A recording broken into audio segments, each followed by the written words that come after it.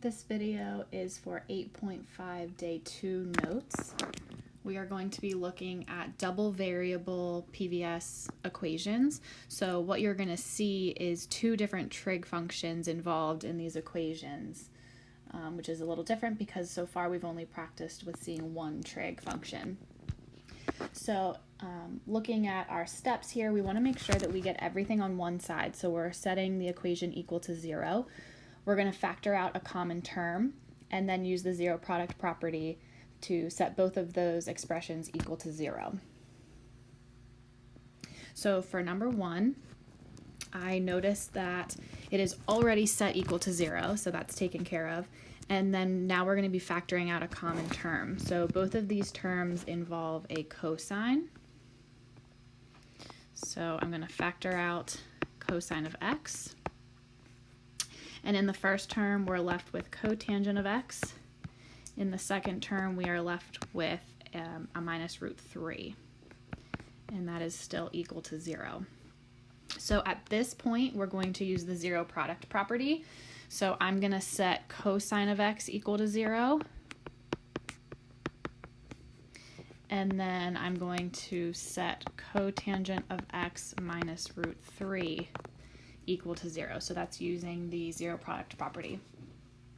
So now we have two different equations to solve for. First one, cosine of x equals 0. We're solving for x, which means we're going to need to use inverse trig.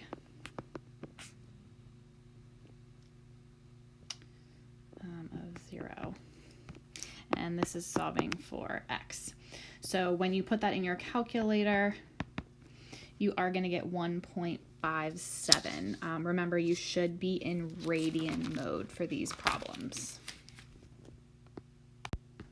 Okay, now I'm going to look at the other equation, and the goal is to get cotangent by itself. So I'm going to add root 3 to both sides. And since there's no button for cotangent on the calculator, we need to use the reciprocal function. So that's tangent of x, but because that's the reciprocal function, we need to take the reciprocal. So that's 1 over root 3. And again, we're solving for x here, so now we're going to use inverse tangent of 1 over square root of 3. Remember, you are in radian mode, so you should get x equals 5.2. So our two answers would be 1.57 and 0.52. Okay, number 2, we notice that this is not set equal to 0. So we have to get everything on one side, which means we need to subtract this 4 root 2 sine of x to both sides. I'm lining them up with their like terms. So we have sine of x times secant of 2/3 x. And then minus 3 root 2 sine minus 4 root 2 sine is minus 7 root 2 sine of x. And now everything is equal to 0. So at this point, we're going to factor out a common term, which is the sine of x.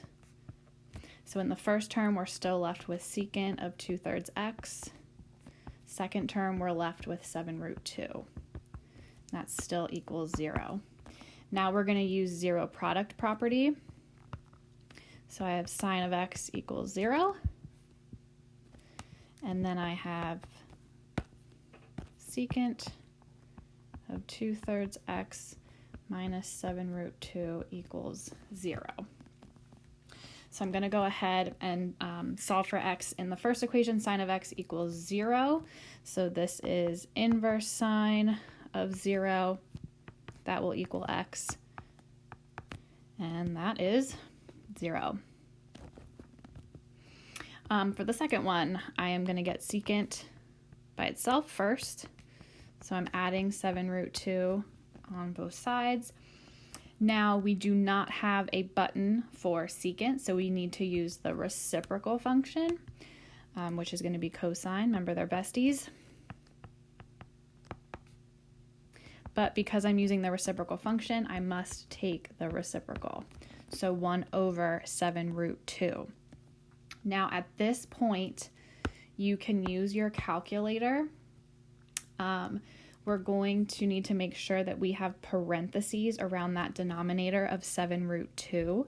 So what you're going to be doing is take a little detour and you're going to use inverse cosine of 1 over 7 root 2. And when you do that, you get 1.4696. And that's not x yet, because if you notice, our trig function, we have 2/3 x. So 2/3 x equals the result of what we got from the inverse cosine in our calculator. Okay, so now at this point, you just need to multiply both sides by 3/2 to get x by itself. And we should get 2.20. Okay, and I jumped to number 4. If you want to see the work for number 3 or you want to try it on your own, the answer key is on Moodle. But I'm going to do number 4 with you as our last one together. So the first step is that we need to get everything equal to 0, which we do not have at the start of this problem. So I have to subtract 3 root 2 sine of x from both sides. So I have 6 sine of x times tangent of 2x, and then this will be minus root 2 sine of x, and that all equals 0. Now that it equals 0, we can factor out a common term, which looks like it's going to be sine of x. We're left with 6 times tangent of 2x minus root 2, all equals to 0.